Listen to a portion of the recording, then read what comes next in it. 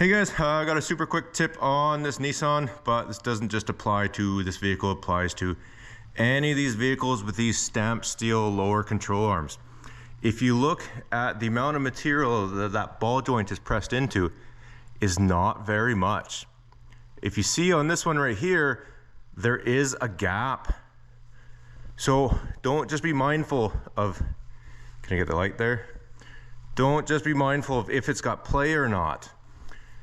Look at the gap that's forming. Now, this here is a strut suspension, so the spring is pushing down on the knuckle, which will be pushing down on that ball joint, which will be kind of pushing the ball joint out a little bit if you hit bumps.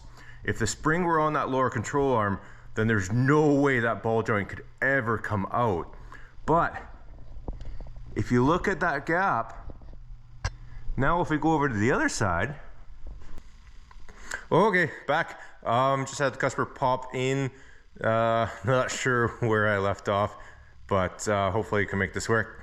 So yeah, just doing the regular oil change and taking a peek, see around. You can see how much that's kind of dropped. So again, you know what? The spring is pushing down on the knuckle, which will be pushing down on the stud of that ball joint, which will be causing that to push out a little more.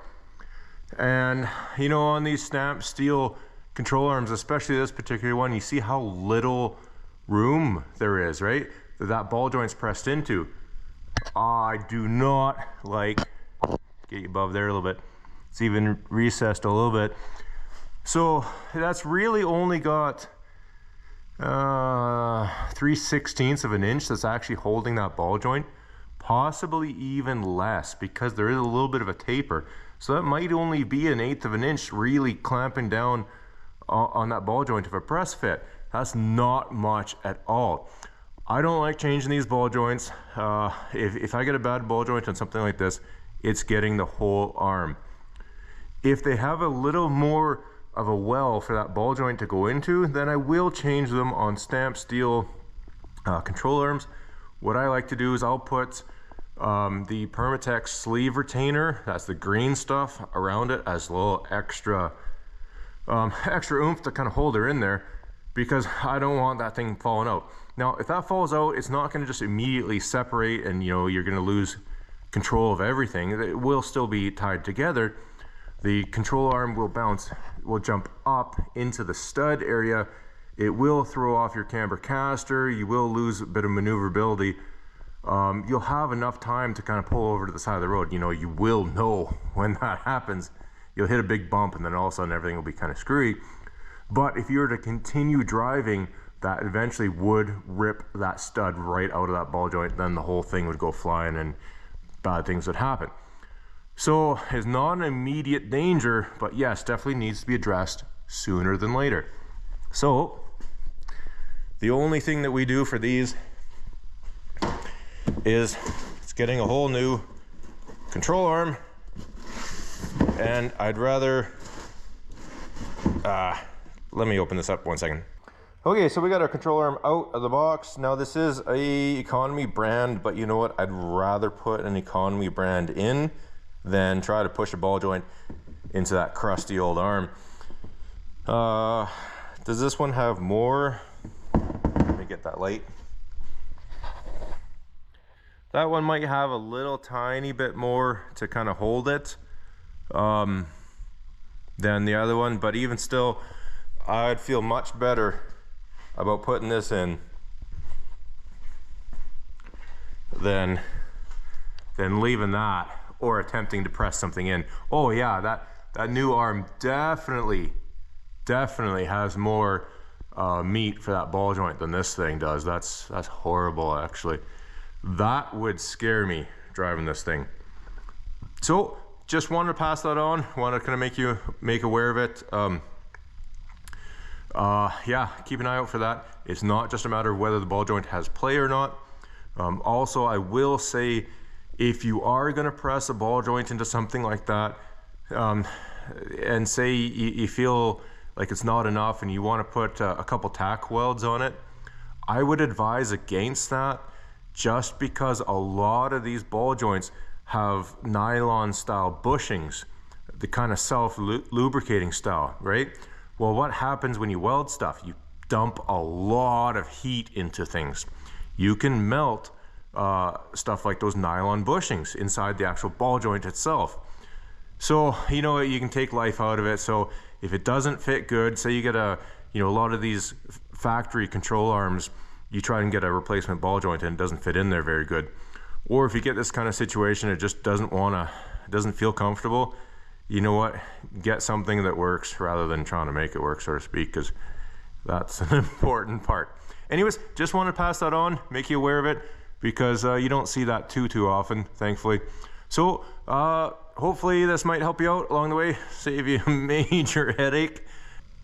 Okay, so if you are actually doing the control arms on this particular vehicle, in this case it's an 07 Nissan Sentra 2 liter, I will throw in a couple extra bonus tips.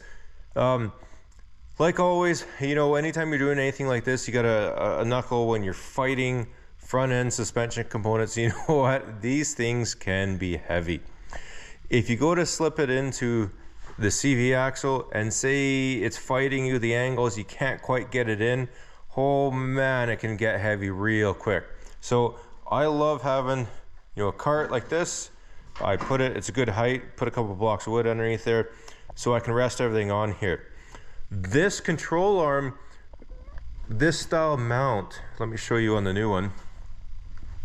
That right there, that's a little bit of a douche going back in, particularly on the new one.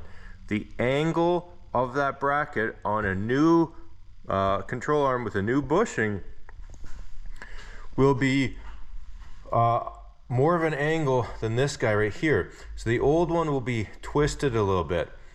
The new one, when you go to put it in there, in order to get those holes to line up, you kind of have to have the new control arm much higher. So it kind of hits the sway bar and a few other things. It's a little harder to line up those bolts. So what I do, I just separate the knuckle completely, get it right out of the way, then I can get the axle out of the way, then I can have an easier time just getting those bolts in, and then I deal with it afterwards. But rather than hanging this up on the strut, which I don't want to do, because if I hang that on the strut, then what'll happen is it'll cause the strut to go into an angle that I don't want. You know what, I just have this handy little cart right here. I position the hoist so it's right there. I can take, when I take the knuckle off, I'll just place it off to the side, and vice versa. When I go to put the knuckle back on, you know, I can just put some blocks of wood underneath the new control arm and place this kind of on and then tap it on with a hammer, right? This sucker is a back saver because these things can suck sometimes. But those bolts there, taking them out, we got the one here on the front, plenty of room. Maybe that's too much light. Can I get that around there? I don't know. Anyways, you get the idea. There's one on the front, and we get our bar right here, and there we are. Okay, I can get on there, no problem. Now, if I can get my socket back. Well, what the heck, we're here. One way to get that socket back.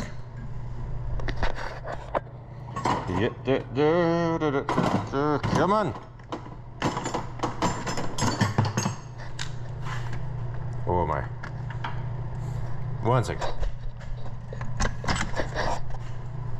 Okay. There we go. So yeah, the frontward bolt, these are 21s by the way, easy to get to. Put that over there. Say the rear one, get our light back over there, is the control arm. The sway bar is kind of in the way of that guy. If we grab our bar, we can't quite get on there. At least we can't get on there very straight. That definitely, let me wake you up 1 second. So as you can see, we can't get on there very straight. Let me position my light, get you a better shot.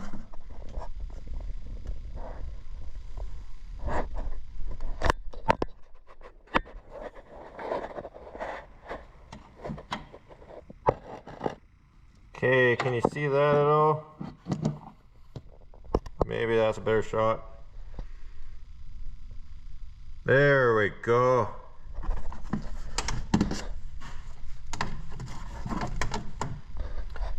So as you can see, we can't get on there straight. Well, how do we deal with that? Well, we could take the sway bars off, or the sway bar links, but then of course we'd have to change those. There's no way we're getting that crusty thing off in one piece. It is a factory, so actually this one does have a nut, I believe. There is a hex on there, so chances are we probably could get that off and save it. You'd still be fighting with the actual bar itself, but there's another thing we can do. Hey, look at that. Ratchet straps are your friend. I use them all the time. Now, if we pull this guy, thought I was a little better set up than that.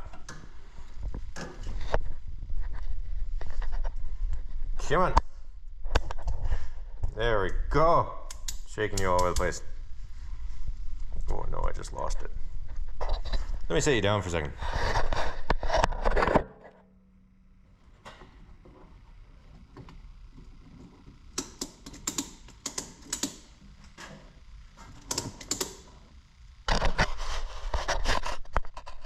All right, that took 2 hands. You see what's happening there? We don't even have to pull that hard. Look at that. Wide open now. Much easier doing that than taking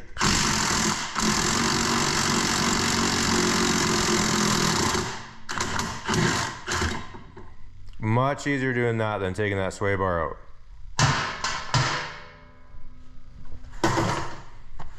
And that'll just make things a lot easier. Then we can go put the new one in and everything will be good.